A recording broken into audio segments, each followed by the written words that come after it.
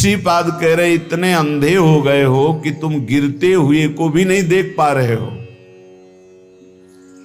पता चल रहा है कि अगला पतिंगा दीपक की लौ में जलकर मर रहा है, तड़प रहा है, फिर भी दूसरा जो स्वस्थ है वो भी आकर्षित होकर उसमें मरने और जलने के लिए जा रहा है। ठीक यही दशा हमारी है।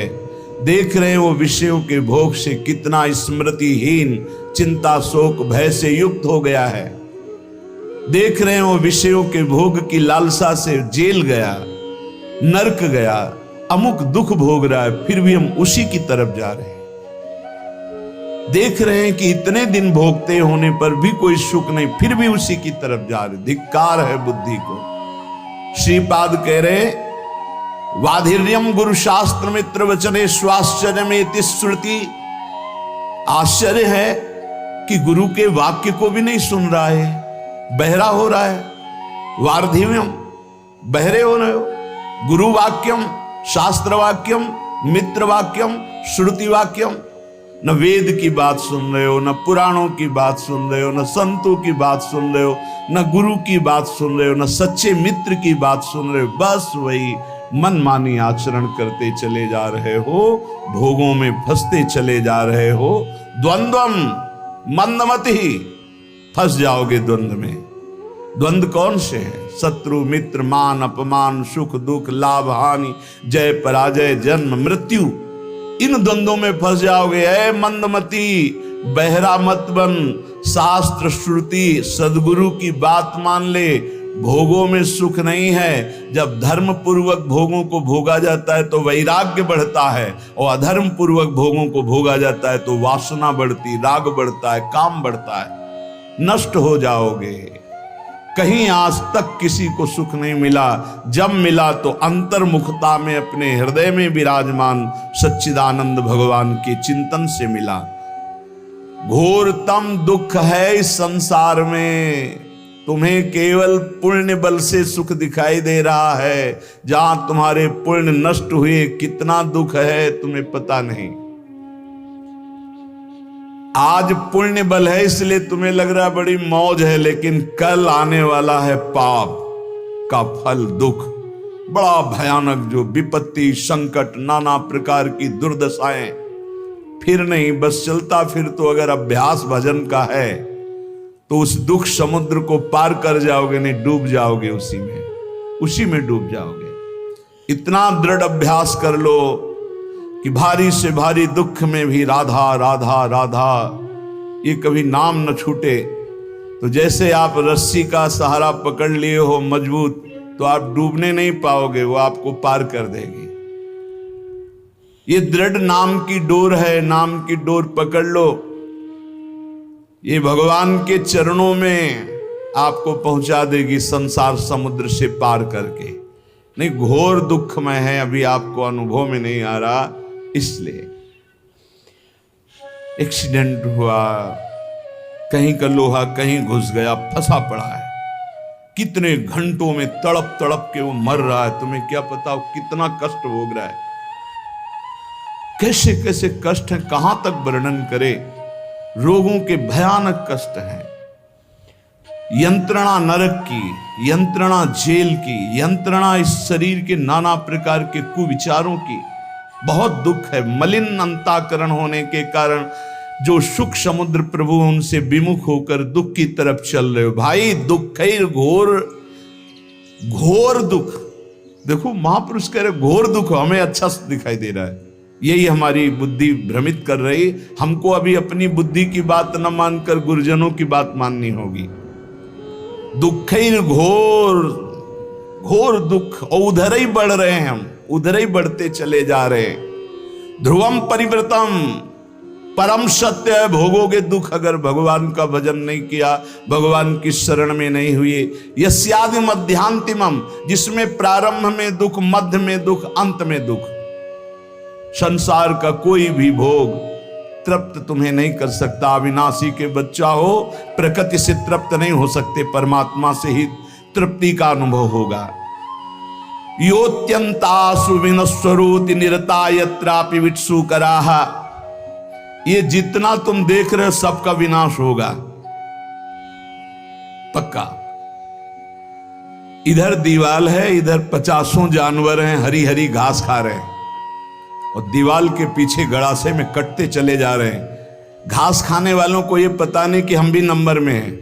ठीक ऐसे ही ये सुख की छाया की दीवाल डालकर माया मुझे फंसाए हुए और काल काटता चला जा रहा है, विनाश करता चला जा रहा है। समय, जहां समय आया आप भी मारे जाओगे। कमा लो, हरिनाम कमा लो, भगवान नाम कमा लो, परहित कमा लो, दूसरों को सुख पहुंचा लो, यही तुम्हारे काम आएगा। दूसरों से छीन झपट कर सुख लेना, मनमानी पापाचरण करना, भगवान का विस्मरण की हुई जीवन व्यतीत करना, काल आके नष्ट कर देगा। बहुत बढ़िया चांस खो दिया। ये जो मानव देह है बहुत बढ़िया चांस है, जो चाहो आप बन सकते हो। श्रीपाद कह रहे हैं, जिन भोगों के लिए तुम लालायित हो रहे विट सूकरा, ये उन सब नीच पशु पक्षियों को भी प्राप्त है। 20-20 बच्चे होते हैं सूकर के। तुम्हें जितना बढ़िया मोटा गद्दा में सुख मिलता है, उसको कीचड़ में मिलता है, चारों पैर फैला के आनंद से सोने में। तुम्हें जो रबड़ी रसगुल्ला खाने में सुख मिलता है, उसको विष्ठा में मिलता है।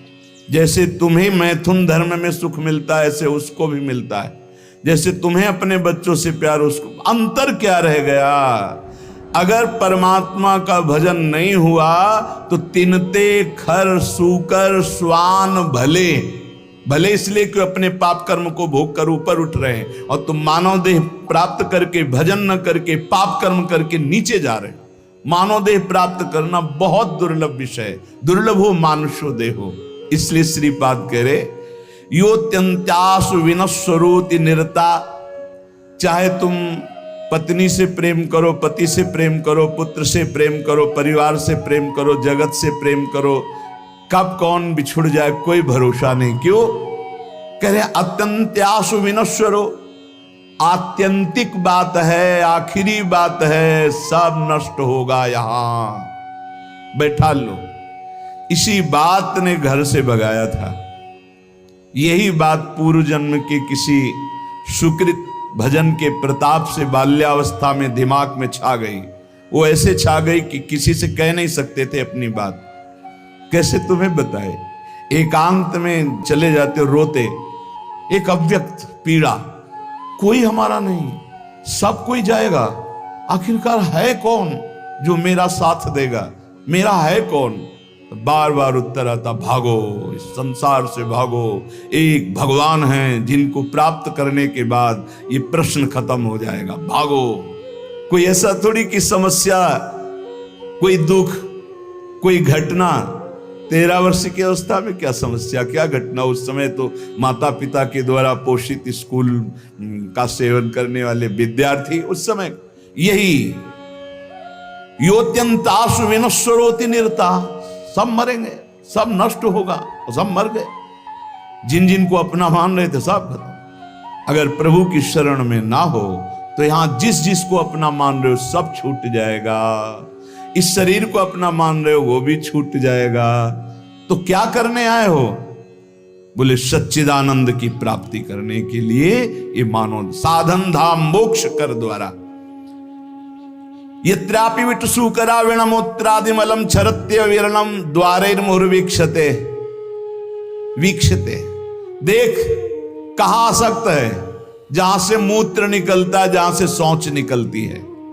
विणमूत्रादि मलम छरत्य विरणम द्वारैर्मुहुर्वीक्षते। बहुत बुद्धिमान बनता है, बहुत अपने को विवेकवान समझता है। आखिरी सुख क्या है जहां तू आसक्त है? बोले जहां से विणमूत्रादि मलम, जहां से मल निकलता है और पेशाब निकलती है। शास्त्र है, इसको समझ लो। बहरे हो रहे हो, गुरु की बात नहीं सुनते। बाधिर्यम गुरु शास्त्र मित्र वचने स्वाश्चर्य में श्रुति। न वेद की बात सुनते हो, न गुरु की बात सुनते हो, न शास्त्र की, न परम हितैषी मित्र की। क्या तुम्हारी दुर्दशा है जो तुम मनमानी चल रहे हो? जितना देख रहे हो सब विनाशवान। तुम्हारा आखिरी सुख कहां है? बोले विट सूकरा। ये जो लंपटता का सुख है, मैथुन का सुख है, ये तो सुअर कुत्ता गधा पशु पक्षी सब भोग रहे हैं, तुम मनुष्य हो। विचार करके देखो कौन सा आखिरी सुख तुम्हारे दिमाग में नाच रहा है। बोले वही मलमूत्र का द्वार, वीणमूत्रादिमलम छरत्यविरम, जहां से निरंतर दुर्गंध गंदगी निकलती रहती है। द्वारे मुहुर वीक्षते, क्या तू नहीं देख पा रहा है? तादृग भोग महास्पृहम, उन द्वारों को भोगने की स्पृहा लग रहा है मनुष्य देह में कि मैं भोग लूंगा तो अमृत पद को प्राप्त हो जाऊंगा, मैं तृप्त हो जाऊंगा। कुविषयों में माम त्राहि माम वृंदाटवी, हे मेरी मां वृंदावन वृंदाटवी, मुझे बचा लो, ऐसी कुबुद्धि से बचा लो। उपाय बता रहे हैं श्रीपाद, यदि ऐसी बुद्धि है तो भगवान को पुकारो। त्राहि माम शरणागत प्रतिपाल, हे वृंदावन धाम, हे राधा नाम, हे किशोरी किशोरजू, हमारी बुद्धि को शुद्ध करो और हम धर्म पूर्वक विषयों का सेवन करते हुए आपकी आराधना करें। श्रीपाद कह रहे एक केवल सामर्थ्य है प्रेम में जो इन सब से बचा लेगी। वो प्रेम जब प्रियालाल के चरणों में होता है तो बिना प्रयास के घृणा पैदा हो जाती है संपूर्ण संसार के भोगों की। ब्रह्मादिक के भोग सब विषम लागत ताहि, नारायण ब्रज चंद की लगन लगी है जाए। श्री तुकाराम जी के महाराज की स्थिति ये देख के कि कई कई दिन भोजन नहीं मिलता तो वीर शिवाजी, छत्रपति शिवाजी बड़े रत्न भोजन सामग्री सब वापस कर दिया। मैं विट्ठल के जिलाए जीता हूं, मैं किसी और के। जबकि महाभागवत श्री छत्रपति शिवाजी समर्थ स्वामी रामदास जी के शिष्य महाभागवत और बराबर आया करते थे तुकाराम जी से सत्संग करने, कीर्तन सुनने, नहीं स्वीकार किया। कंचन त्यागी, आपने देखा आपकी धर्म पत्नी भी थी, वो प्रायः इसी बात से दुखी थी कि वो कभी वार्ता ही नहीं करते थे, हर समय राम कृष्ण हरि विठ्ठल। कल प्रसंग में सुना कि एक सुंदरी स्त्री नवयुवती जब देखती कि भंडारा पर्वत की तरफ एकांत में जाते हैं, उनका बहुत सुंदर लावण्य श्री तुकाराम जी का, क्योंकि हर समय प्रभु में उन्मत्त रहते तो जो भगवान का चिंतन करते उनमें एक आकर्षण पैदा होता है। जैसे समस्त आकर्षणों का केंद्र कृष्ण है, आकर्षित, तो ऐसे ही कृष्ण सुमिरन, राम सुमिरन, हरि सुमिरन, तो वो भगवान का आकर्षण प्रकट होता है। तो हर जीव जो देखता है उनकी तरफ लुभायमान हो जाता है। बहुत भी पापी ही हो तो वो राग न करके द्वेष कर बैठेगा, वो निंदा करने लगेगा। निंदा करना भी एक प्रियता का आंतरिक लक्षण है कि जैसे हम किसी वस्तु को पाना चाहते हैं, नहीं पा रहे तो हम उसकी निंदा करने लगते हैं, पर उसका महत्व है, उसकी प्रियता है, ये आंतरिक चिंतन का विषय है। अगर राग नहीं होगा तो द्वेष हो ही नहीं सकता। जब उस वस्तु पर महत्व होता है, हम प्राप्त नहीं कर पाते तो वो कुछ ऐसे लोग होते हैं जो द्वेष करते, पर उनके अंदर भी निगेटिव प्रियता रहती है। वो एक जो विचारवान हो जान रहे कि हमें प्यार करता है पर प्यार करने का ढंग नहीं आता, इसलिए ऐसे प्यार करता है। वो तुकाराम जी के पास एकांत में गए, भंडारा पर्वत पर, मुस्कुराना, आकर्षण करना, काम चेष्टाओं की वृत्तियां प्रकट करना। तो उनका पराविया नारी रखुमाई समान, हे गेले नेमुन ठाई चेंची, जाई वो तुम आते ना करी सायास, आमी विष्णुदास तैसे नहीं। हम ऐसे वैसे नहीं, हम विष्णुदास हैं, हरिदास हैं। ए माई, तो रुक्मिणी माई के समान मेरी पूज है, माता है। विठ्ठल भगवान के वामांग में जो विराजमान रुक्मिणी माई है, रखुमाई समान, रखुमाई रुक्मिणी माता, मेरी दोष दृष्टि कभी तुम्हारे प्रति हे माता कभी नहीं हो सकती, क्योंकि मैं देखता हूं कि साक्षात भगवान की अर्धांगिनी महालक्ष्मी स्वरूपा वही आप हो। रुक्मिणी माई के समान मैं तुम्हें देख, तुम्हारी ये चेष्टाएं मेरे ऊपर कोई प्रभाव नहीं डाल पाएंगी, व्यर्थ में समय नष्ट मत कीजिए। मैं हरिदास हूं, मैं कोई ऐसा वैसा नहीं हूं। तुम्हारा ये पतन करने की चेष्टा मुझे लुभायमान नहीं कर सकती। जाओ, अगर तुम्हें पुरुष ही चाहिए तो संसार में बहुत पुरुष हैं, मैं हरिदास हूं, तुम मुझे लुभायमान नहीं कर सकती। तुकाराम जी की बात सुनकर वो शर्माई, सकुचा गई। तो उनका तुम्हारी चरण वंदना करता हूं, आप निर्भय और निश्चिंत होकर जाओ। हम कभी तुम्हारी निंदा भी नहीं करेंगे, कभी किसी से कहेंगे ही नहीं, पर हम हरिदास हैं, हम तुम्हारी लुभावनी वृत्तियों पर आने वाले नहीं। कंचन विजयी, कामिनी विजयी। वो बहुत लज्जित हो गई। आपको कोई गर्व नहीं है कि मैं ऐसा नहीं, मैं हरिदास हूं, इसलिए मेरे में हरि कृपा है, तो मुझे हरि बचा रहे हैं। जिनके हृदय में निरंतर भगवान का नाम नहीं चलता, ध्यान से सुनना, उन्हीं को ये काम क्रोध लोभादि वृत्तियां फंसा लेती है, उन्हीं को फंसा। और जहां नाम चल रहा है वहां फंसने की गुंजाइश नहीं रहती। तुकाराम जी महाराज कहते हैं, मनुष्य मात्र की जब इन दो बातों पर विजय प्राप्त करने की सामर्थ्य आ जाती है भजन से, कंचन और कामिनी, तब एक इच्छा प्रकट होती है, कीर्ति हो जाए, लोग हमें जाने। श्री तुकाराम जी महाराज जब तक परमार्थ में चलने वाले के अंदर ये बात बनी रहेगी कि मेरी प्रतिष्ठा हो, मेरा मान हो, मुझे कोई जाने, तब तक अभी बहुत दूर नगरी, भगवदानंद की प्राप्ति बहुत दूर है। उपासक को अपने मार्ग पुष्ट करने के लिए ये विचार देखना चाहिए कि कहीं ये विचार तो नहीं आ गया है अपने अंदर।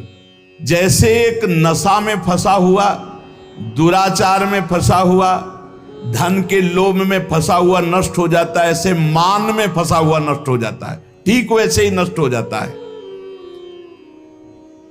इसलिए उपासक को चाहिए कि नारियल के फल के समान स्वभाव बनावे और नारियल के वृक्ष के समान अपनी चाल रखे, सीधी। सूधो चले आपने धर्म, रसकन सो प्रीतम का है, कबहू काल वृथा नहीं जाए। सूधो चले आपने धर्म, बिल्कुल अपना जो मार्ग है उसी पे। और रसिकन सो प्रीतम का है, अपना प्यार कहां हो, अपना प्रीतम कौन हो, रसिक महापुरुष हो। कबहू काल वृथा नहीं जाए, एक सेकंड भी नाम न छूटने पावे। और नारियल फल जैसा ऊपर देखो जूट, अंदर बहुत कठोर खप्पर, और उसके अंदर बहुत कोमल, ऐसा स्वभाव साधक का होना चाहिए। ऊपर से देखकर लगे कि बहुत झाखर है, रजना बिल्कुल फंस जाओगे तो बहुत ऐसा लगे कड़ुआ स्वभाव है, लेकिन अंदर बहुत हृदय शीतल। ये रखना पड़ेगा। अगर ये नहीं रखते हो ना तो फिर आप धोखा खा जाओगे। महापुरुष कह रहे हैं ऊपर से नारियल वाला स्वभाव, जूठ देखो कितना कठोर जूठ, उसके ऊपर कठोर कवर, फिर अंदर मलाई जैसा एकदम, अंदर हृदय बहुत कोमल, लेकिन बाहरी स्वभाव रुक्ष। रुक्ष का मतलब किसी को गाली देना नहीं, बाहरी दिखाई दे, सरस नहीं है ऐसा दिखाई देना। महापुरुषों को देखो, रस के समुद्र हैं, आप प्रणाम करो, नमस्कार, मौज आवे तो भले, नहीं तो देखेंगे नहीं, बोलेंगे नहीं, श्री हरिवंश बोलेंगे नहीं, प्रणाम मतलब ही नहीं, ग्रीवा झुकी अपने आप चले जा रहे हैं। जिसको प्रणाम कर रहे हो तुम्हें फल दे रहा है, वो अव्यक्त परमात्मा सर्वत्र व्याप्त है, उसी की दंडवत है वो प्रणाम नमस्कार से।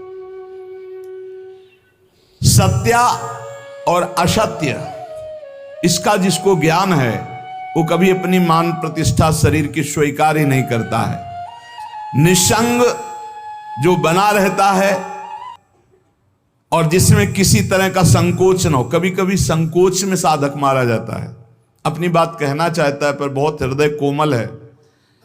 ये हमारी प्रार्थना है कि ऐसे साधक, ऐसे संतों से बहुत संभल कर व्यवहार करना चाहिए, जिनका बड़ा संकोची स्वभाव, उससे हमारी हानि हो जाती है। वो कहना चाहते हैं पर संकोच के कारण कह नहीं पाते। यदि किसी से खबर दे दे, किसी से सूचना मिल जाए, हमको ठीक वैसे चल देना चाहिए। ये नहीं कि डायरेक्ट वो हमसे बात करे, क्योंकि हमने देखा है महापुरुषों का बड़ा संकोची स्वभाव होता है। मैं सीधे कहूं इसे दुख